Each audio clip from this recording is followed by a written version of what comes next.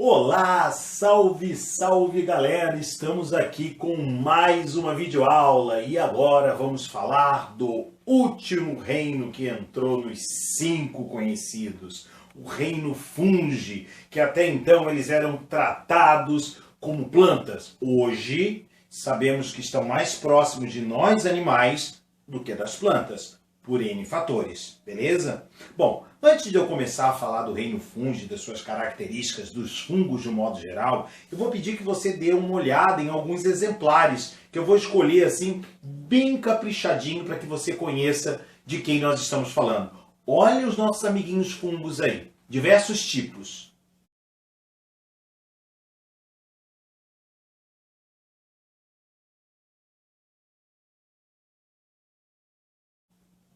Beleza? Agora que você viu os fungos e sabe de quem nós estamos falando, eu quero dizer para vocês que eu usei uma série de exemplos nessas imagens, tá? Desde fungos parasitas a fungos utilizados na indústria alimentícia, beleza? Coloquei embaixo ali, vocês viram, a utilização desses fungos, ou se causa alguma doença ou não. Então vamos lá para a gente entender o que está acontecendo aqui. Todos os indivíduos do reino fungi são obrigatoriamente eucariontes, célula com núcleo organizado e organelas membranosas, uni ou pluricelulares. Sim, é bem verdade que a maior parte dos fungos são pluricelulares, mas nós temos alguns representantes, como a levedura, a famosa levedura, que seria um exemplo de fungo unicelular. Eles são todos, obrigatoriamente, que nos aproxima muito deles, heterótrofos por absorção. O que significa isso? Significa que eles não têm ingestão de alimentos. Significa que eles liberam suas enzimas digestivas no alimento e com isso absorvem apenas os nutrientes. Heterótrofos não produzem seu próprio alimento, por absorção. Detalhe, vamos destacar isso aqui. Jamais coloque que fungo colabora com a oxigenação do planeta ou que fungo vive sozinho na luz fazendo fotossíntese ou coisas do tipo. Totalmente falsa essa afirmação. Armazenam glicogênio, mais uma característica típica de animal, ser heterótrofo e armazenar glicogênio. Glicogênio é um polissacarídeo com 30 mil glicoses, típico de animal. A gente encontra o glicogênio, por exemplo, nos nossos músculos, nas nossas células musculares. Legal? Bom, são talófitos. O que significa essa palavrinha? São talófitos porque eles não têm tecido verdadeiro. Professor, se eles não têm tecido, o que eles têm então? Eles formam o que nós chamamos de hifas. Cuide desse nome, hifas. Então, quando falar em hifa, estamos falando de reino fungi. A estrutura de um fungo. Por exemplo, no nosso caso, a gente tem célula, tecido, órgão, sistema e o indivíduo como um todo. Aqui é um pouquinho diferente. Nós temos a célula típica dos fungos. Observe o detalhe. Núcleo organizado, e aqui tem algo que deve ter chamado a atenção de vocês. A parede celular, sim, a maioria dos fungos tem parede celular, é composta de quitina, que também é um polissacarídeo típico de animal, forma o exoesqueleto dos artrópodos. Observem que ter parede celular é característica de vegetal, né? Mas ser de quitina é característica animal. Então isso é uma característica típica dos fungos. Quando essas células se juntam em conjuntos filamentosos, chamamos isso, ou damos a isso, o nome de hifa. Tudo bem? Hifa. Detalhe, galera, nós vamos ter alguns tipos de hifa. As hifas cenocíticas, que é menos comum encontrar no fungo, a gente vai encontrar, por exemplo, no bolor negro do pão, beleza? O bolor do pão. As hifas cenocíticas, que são as hifas que não têm septos. Dá uma olhada para ela aí. Olhou? Beleza. Você percebeu que não existe divisão entre as células e que os núcleos ficam rolando e as organelas sendo compartilhadas por todas as células? Bem, essa é uma hifa cenocítica. Já as hifas septadas, elas têm septo, elas têm divisão. Por exemplo, essa hifa que eu desenhei para vocês seria uma hifa septada. Ela ainda pode ser classificada em 2 grupos. Ela pode ser monocariótica, que tem um único núcleo, ou ela pode ser dicariótica com 2 núcleos. Chamo a atenção de vocês para esse exemplinho que o tio desenhou aqui. Que hifa é essa? Essa seria uma hifa septada do tipo monocariótica. Legal? Facinho, né? Quando essas hifas se juntam, elas formam o que nós chamamos de micélio. Então, o que é um micélio? Um conjunto de hifas. Legal? Legal. E esses micélios poderão ou não dar origem ao corpo de frutificação, conforme o grupo de fungo que nós estamos estudando. Detalhe importante, o que é esse corpo de frutificação? É o tão famoso cogumelo, que por muitos pode ser utilizado como alimento, não é mesmo? Então, às vezes, eles colocam um desenhozinho do cogumelo e vocês veem essas estruturas, eles podem chamar isso de raiz. Cuidado, não é planta. O que seriam essas estruturas similares a raízes? Essas estruturas são as hifas, é um micélio. Tudo bem, galera? Bom, agora que nós já pudemos ver as hifas, quero dar destaque para vocês para o desenho que eu vou mostrar logo agora aqui, das hifas cenocíticas e das septadas, para que você possa entender bem a diferença. Dá uma olhada aí nas hifas, compare e tente classificar você sozinho. Tudo bem? Beleza? Agora que você viu essas hifas, vamos partir para a reprodução e os tipos de fungos.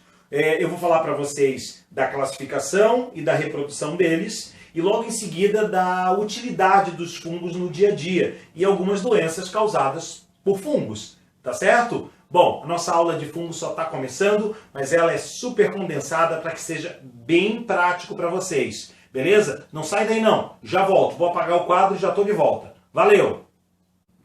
Olá, galera. Conforme prometido, começamos a falar da reprodução dos fungos. Beleza? Bom, vamos começar com uma discussão taxonômica moderna. Zigomiceto ou ficomiceto? Atualmente, estamos chamando o bolor negro do pão de zigomiceto. Porém, anteriormente era conhecido como ficomiceto.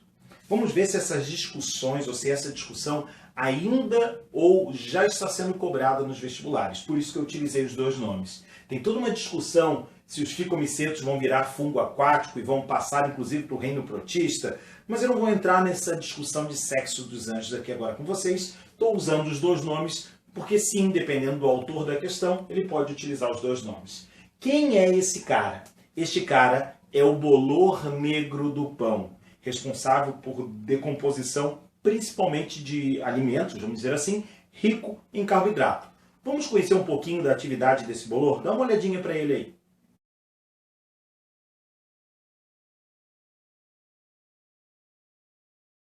Beleza. Agora que você conheceu e viu, e com certeza você já deve ter lembrado de ter visto isso na sua casa, vamos falar um pouquinho da reprodução desse cara e das características dele. Primeira coisa, ele é um cara que não tem corpo de frutificação. Resumindo, ele não tem cogumelo. Ele tem uma característica muito peculiar. Ele é constituído por hifas cenocíticas, aquelas hifas sem septos, e não forma corpo de frutificação. Muito bem. Por ser um ciclo reprodutivo, eu posso escolher qualquer ponto. Vou colher ou vou começar pelo ponto onde existe a liberação dos esporos. Os esporos são células haploides, neste caso, e resistentes, com uma parede celular bem rígida e que dá a esses esporos uma capacidade de resistir a condições adversas por um determinado tempo. Isso é um esporo, você não consegue ver. Esses esporos são lançados aos milhões no ar, no ambiente, e eles acabam então caindo em um determinado local que seja um local interessante para a reprodução do fungo. Vocês devem estar reparando que eu fiz aqui duas hifas, uma vermelha e uma azul. Na verdade, não existe essa diferença de cor. A gente só está utilizando essa técnica para você diferenciar duas hifas diferentes formadas por dois esporos haploides diferentes. Bom, provavelmente você deve estar se perguntando, essas hifas são haploides. Por que elas são haploides? Gente, elas são haploides porque elas foram formadas por um processo conhecido como mitose. Então a gente conserva o número de cromossomos do esporo inicial. Beleza? Beleza. Imagine você que essas hifas haploides, em um determinado momento, elas vão se fundir, se juntar, seus núcleos vão se fundir. E teremos, então, no ponto dessa fusão, o que nós chamamos de zigoto diploide. Bom, a partir desse zigoto diploide, cresce um esporângio, que é essa estrutura, esse saquinho cheio de esporos. Observe um detalhe, a meiose é quase que imediata. Então, isso aqui é 2 Ns, sofre meiose e libera esporos haploides. E esses esporos, em condições ideais, vai germinar e dar origem a novas hifas que vão se fundir, formar esporângios, sofrer meiose e liberar esporos haploides. Extremamente simples, né? Eu vou passar agora para o ciclo reprodutivo dos ascomicetos, que corresponde a mais ou menos 50% de todos os fungos que conhecemos. Não sai daí, já volto. Fui! E aí, galera? Tô de volta então, hein? Olha só, ascomicetos. Uma dica para você. Esse mico, micete, miceto, quer dizer fungo. Asco vem de saco, de clava. Ou seja, são os fungos que têm clava, que têm saco. Legal? Legal. Quais são os exemplos que a gente conhece? Só para você ter uma noção, estou falando do grupo de fungo mais extenso, sendo este grupo o responsável por conter mais ou menos 50% das espécies de fungos conhecidas. Legal? Legal. Vamos lá para algumas que com certeza você ou conhece ou já ouviu falar. A trufa negra, que é muito utilizada na alimentação, não é mesmo? A trufa negra é caríssima, tem a branca e a negra. Eu vou deixar uma imagem aí para vocês conhecerem ela, dá uma olhada aí para ela. Beleza? Agora eu vou falar da Candida albicans, que na verdade é causadora, é o fungo causador da candidíase, né? Essa candidíase ela pode aparecer em órgãos genitais ou até mesmo na boca, mais conhecido popularmente como sapinho. Dá uma olhada aí na Cândida. Legal? Bom, também vou mostrar para vocês, não escrevi, mas vamos ver aqui que neste grupo nós temos o fungo criador, gerador do antibiótico conhecido como... esqueci o nome. Conhecido como penicilina. Ou seja, estamos falando do penicélio. Tá? É um tipo de fungo que também é responsável pela criação da penicilina e faz parte desse grupo. Bom, agora que a gente já sabe quem eles são, vamos olhar um pouquinho sobre o ciclo reprodutivo. Bom, eu vou pegar a partir do ascocarpo, que é o corpo de frutificação dos ascomicetos. Dica: asco, ascomiceto. Beleza? Aqui vai haver liberação de esporos. Lembrando, como eu já falei anteriormente, que eu estou usando cor diferente. Exatamente para quê? Para simbolizar a ideia de que são dois esporos geneticamente diferentes. E esses esporos são chamados de ascósporo, claro, asco de ascomiceto. Lembrando que ele sempre apresenta a forma resistente, por isso que é um esporo. Eles caem em um determinado local e germinam, formando hifas. Hifas haploide. Por que haploide? Porque o esporo é haploide. Essas hifas, em um determinado momento, se fundem, formando um zigoto diploide. Um zigoto diploide. Daqui deste zigoto, nós vamos ter a formação do corpo de frutificação e já quase que automático uma meiose. Esse símbolo aqui é o símbolo de meiose. Então, de uma célula, eu tenho 1, 2, 3, 4 células haploides novamente. Essas células haploides, elas vão sofrer mais uma mitose e dar origem aos 8 ascósporos que vocês estão vendo aqui no corpo de frutificação. Quero lembrá-los que isto aqui você não consegue ver a olho nu. Tudo bem? Beleza? Vou apagar isso aqui e vou para o nosso querido e maravilhoso grupo dos basidiomicetos. Com certeza, os mais conhecidos. Fui! Olha eu aqui de novo com outro ciclo reprodutivo. Agora vamos falar dos basidiomicetos. Basidiomicetos são aqueles fungos que apresentam corpo de frutificação em forma de chapéu, ou seja, de básidio. Na verdade, são os mais conhecidos de todos, desenho clássico de um cogumelo. Quem são eles? Vou pegar alguns exemplos clássicos para vocês. O cogumelo Paris, também conhecido como champignon, né? Dá uma olhadinha para ele aí. Legal? O cogumelo portobello, também muito utilizado na culinária. Dá uma olhada para ele aí. Ótimo. O shiitake e orelha de pau. Vou deixar imagens dele para que vocês possam saber de quem estamos falando.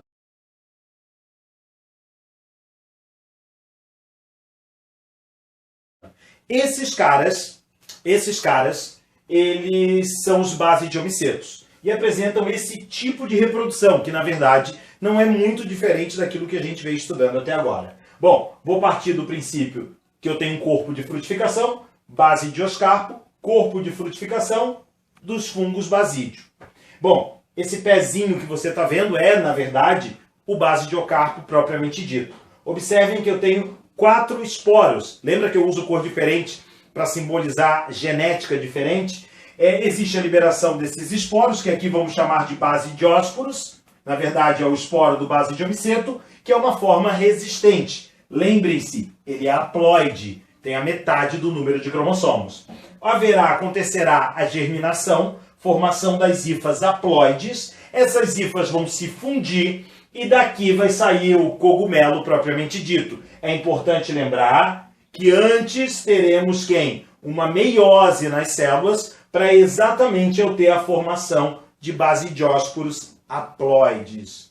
Percebam que é praticamente a mesma coisa dos ciclos anteriores. Não muda nada. Eu tenho reprodução sexuada e reprodução assexuada. Beleza? Galera, fui. Vou apagar esse ciclo, tá? E vou falar agora de alguns grupos menos conhecidos de fungo e das importâncias, ou melhor, da importância ecológica e econômica desses caras. Tá bem? Não sai daí. Tá quase acabando. Fui! Beleza, tô eu aqui de volta com a parte final sobre os fungos. Bom, galera, Chytridiomycetus. Esse grupo de fungo normalmente é formado por indivíduos unicelulares, uma pequena quantidade de indivíduos pluricelulares. A grande maioria deste grupo é decompositor, beleza? São fungos bem simples, normalmente aquáticos em água doce ou em terra úmida e pouquíssimas espécies de água salgada. Para vocês terem uma noção, a gente tem aqui mais ou menos descrito em torno de 790 espécimes deste grupo, beleza? Para que a gente consiga dar uma ilustrada, eu vou deixar uma imagem de um deles aí para vocês. Olha aí. Beleza? Conheceu ele? Agora olha só, uma história legal sobre eles. Alguns desses caras, apesar da grande maioria ser decompositora, saprófita, podem ser causadores de doenças, parasitas, tá? E hoje acredita-se que o declínio na quantidade de anfíbios esteja relacionado a doenças provocadas por fungos desse grupo aqui. E já foi registrado casos no Brasil. Inclusive, em alguns continentes, nós temos o desaparecimento total de alguns grupos de anfíbios. Beleza?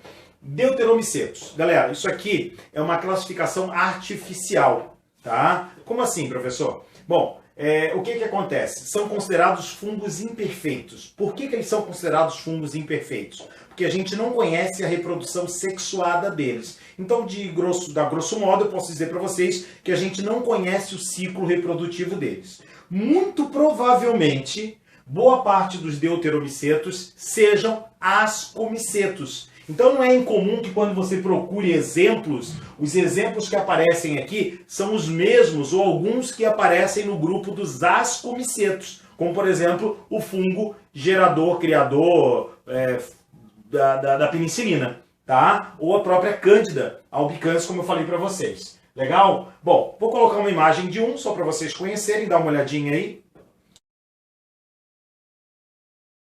Legal? Bom, vamos àquilo que realmente interessa.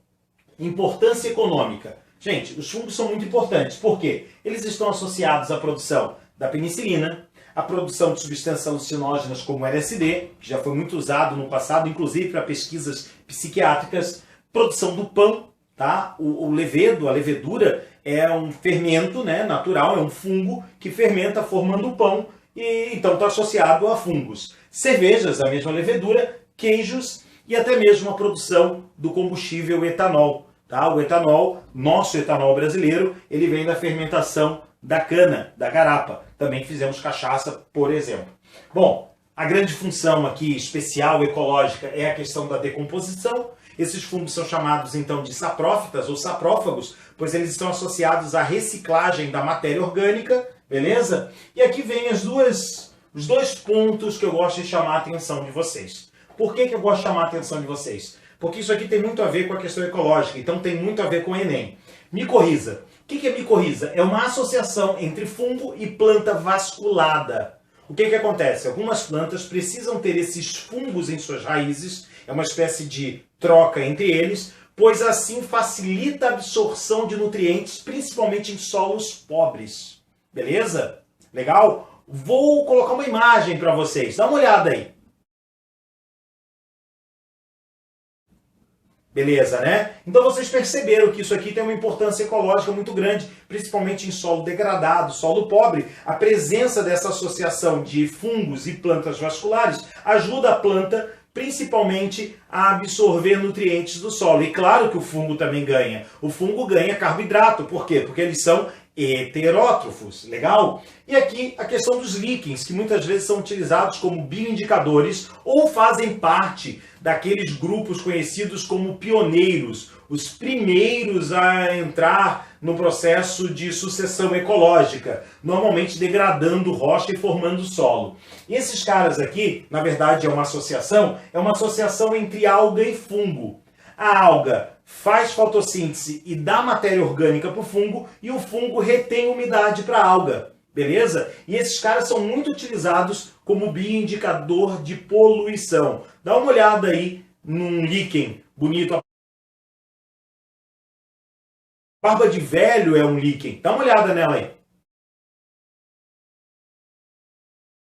Beleza? Agora que você viu as imagens, agora que você conheceu o ciclo reprodutivo, os exemplos, as características, eu vou encerrar a aula de fungo e contando que vocês tenham aprendido tudo. Galera, valeu! Fui!